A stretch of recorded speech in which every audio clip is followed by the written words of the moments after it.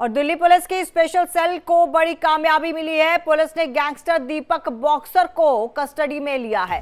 दीपक boxer की विदेश से गिरफ्तारी हुई है।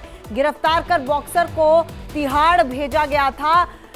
एक्सटॉर्शन की कई वारदातों में इसे शामिल पाया गया था, संलिप्त पाया गया था। कस्टडी में लेकर जानकारी अब दिल्ली पुलिस जो है वो जुटाएगी और दीपक बॉक्सर की ये गिरफ्तारी हुई है। दीपक बॉक्सर की विदेश से हुई थी गिरफ्तारी।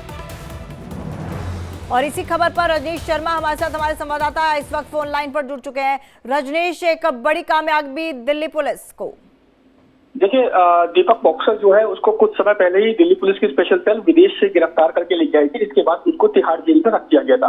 लेकिन आपने देखा होगा कि पिछले दिनों यानी एक डेढ़ महीना पहले जो नांगलोई में जो मिठाई की दुकान पे जो हमला हुआ था, उसमें दीपक बॉक्सर, अंकेश लाकड़ा और एक और शख्स का नाम लिख के चिट्ठी फेंकी गई थी और फिरौती मांगी गई थी। इस मामले को लेकर और तमाम जो दूसरे मामले हैं, चाहे वो नादिर शाह की हत्या हो, चाहे वो जो कार स्ट्रीट जो नारायणा में कार शोरूम पे फायरिंग हुई हो, उस मामले को लेके हो, ये तमाम मामलों को देखते हुए दिल्ली पुलिस की स्पेशल सेल ने कल जो दीपक बॉक्सर को हिरासत में लिया है, तिहाड़ जेल से कस्टडी में लिया है और दीपक बॉक्सर से पूरी रात लगातार पूछताछ हुई है।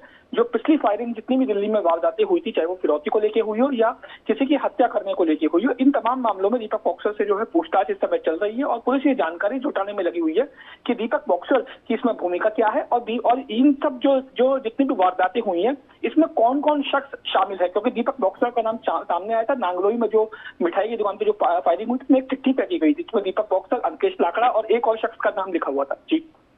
जी रजनीश, ये जो दीपक बॉक्सर है ये अलायंस गैंग माना जाता है बिश्नोई गैंग का। जी बिल्कुल, ये आपको पता होगा कि जितेंद्र गोगी जो अलीपुर इलाके में रहता था, जितेंद्र गोगी का मर्डर कर दिया गया था। जितेंद्र गोगी जो है वो लॉरेंस बिश्नोई सिंडिकेट का एक सदस्य था।